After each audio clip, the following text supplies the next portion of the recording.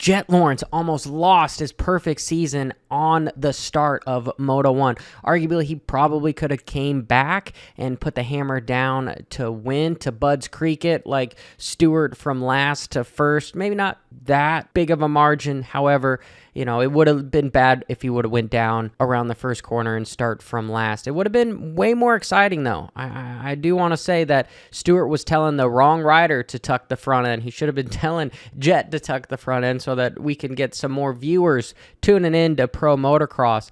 But no, he is this rider right here. He doesn't have the best lineup on the rut, but he's got the shortest distance. And we can see him, once he gets out of that rut, he instantly starts moving over on AP, which I think is just beautiful. And then as he comes in here, all of a sudden there's Sexton on the outside of him. So he starts braking more than he probably would have. And so now he gets pinched. And if you notice, he puts his foot down. And as soon as he puts his foot down, then boom, that dabs and almost drags his butt down. As he puts that foot down, and luckily it stands him back up. It doesn't drag him down. It catches, and then as he high sides, he's still just wide open.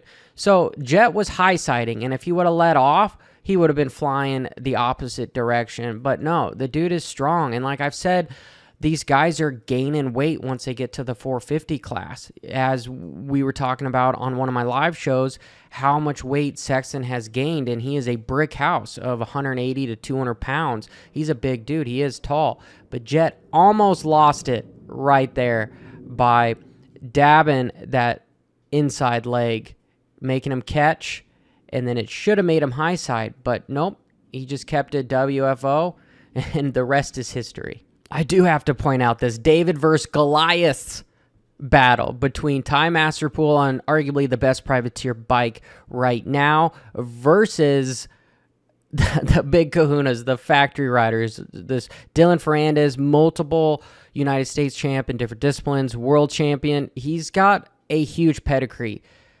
Ty really hasn't been given as many opportunities. Yes, he has had opportunities on factory teams, but he deserves another one. And he's getting older. He's getting more mature. Yes, he's still young, so he still can be groomed to be one of these guys that the teams can work well with. But I digress. Let's watch Ty give it to Dylan. He comes in hot. The pass was already made. The pass was made here. You can obviously see that Ty is behind. But Ty, his confidence is just unheard of right now for literally a David going against these Goliaths. Because a lot of the times the privateers are sort of groomed to just, hey, these guys are better than me. I'm just gonna let them by me because there's no way I can beat them. And ultimately, yeah, most of the factory guys did beat Ty, but he is not going down without a fight. Given this kid the proper preparation and the proper equipment, I think we could see somebody getting podiums all the time. Like, he needs a fill-in on a good bike and 3-4 races on that bike. Dylan was not expecting it. Okay, Dylan has, again, this high pedigree.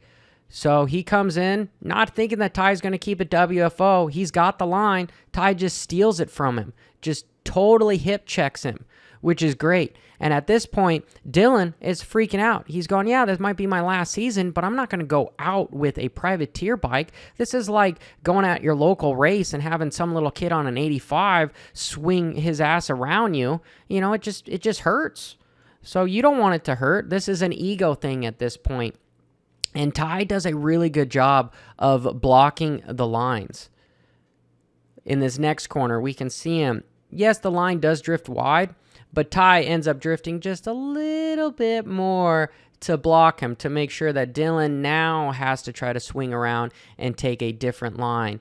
And Ty's holding the fast line. He's holding the inside. Even here, in this scenario, he's going to the inside, and he drifts wide. He drifts wide to block the line, and it's not until the next couple corners, as we follow down here, where Dylan just has to send it in. He's crashing, or he's going to make the pass, which I just thought was great. He gets close to him, and he just lets it rip and almost takes his ass down, right? Because I don't believe that Dylan would be trying this hard if this was Aaron Plessinger right here. But he's trying to definitely make a statement. And, you know, there's probably some conversations going on in the pits like, guys, this looks bad for our sponsors. This looks bad for everybody. You need to get around that fool. But Ty still in this moto was able to beat both the factory Kawasaki. So you got to give it up for that whole team. I know I keep saying this, but you have to. This stuff doesn't happen that often in the new era of motorcycle racing because of the level of testing and the facilities and how much time that a factory rider gets to spend on a motorcycle versus a privateer having to, you know, usually have a full-time job, be his own mechanic, usually tired, going to the race, eating McDonald's on his way to the race. It's not everything is taken care of him. It's not just the equipment here. But look at Dillon. I chuckled when I saw this. Like, I love Dillon.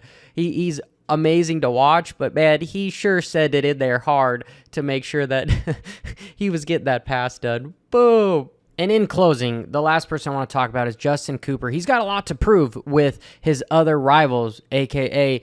Deegan on that Star Yamaha. Unfortunately, Cooper has always been the Marvin Muscan of the 250 class. He's always been the bridesmaid, which has been unfortunate, and he's got a job that he's got to defend. And so we see him in Moto2 going for it to try to get the overall. If he would have gotten Shimoda, which he might have been able to if he didn't make this mistake, then he would have gotten the overall, and Tom would have finished second. So we can see that Cooper just dives in and then just tucks that front end and it gets stuck in this berm. If you watched my video from yesterday, talked about how these riders, at least Jett, wanted to stay just a couple feet below some of these big berms so it doesn't slow him down. It doesn't stick. This was basically getting stuck in a big pile of mud when you do that. And why I think that happened was he's just riding as fast as he possibly can. He's 30 minutes in to this moto. He's tired, where if we back up to the Dillon fight that we just saw and watch these guys go through the same corner that you have the berm being blown out, let's watch how they handle it. It stops them, but they're able to get through it. Yes, you have a 450. You've got some extra torque enable you to use to your advantage at a situation like this. But I really think that Justin Cooper was just tired and it just stuck. He wasn't on the gas. He was letting off because he was already going into that corner too fast because, again, he was trying to win the moto, which I give it up to him for just absolutely going for it. And maybe if he would have just been on the gas, it wouldn't have happened. But boom, just stuck it. And that's all she wrote. He still got up, finished well, and arguably still the fastest guy on that Star Yamaha on that team, but he's not the most valuable, unfortunately. Well, this is Johnny Hopper, and I am here every week. So do yourself a favor and do me a solid. Subscribe to this channel. Hit that notification bell.